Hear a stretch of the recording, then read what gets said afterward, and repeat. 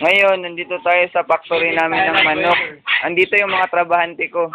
Si Jesse at saka si Arvin. The breeding.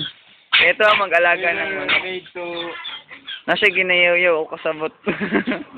Broiler daw. Thailand yung breeder. Nara, ang tag-iagid sa tanan company. Lupit linyan. Algang yang mga manok po, tupat ka buhok. Sabi mo na.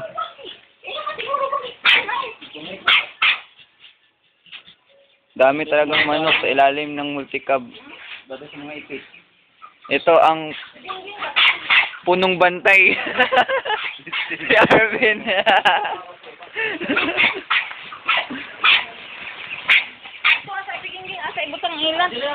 Ang kilo talaga. Alawa, ni mo ko daki, alam mo ko pa ni mo.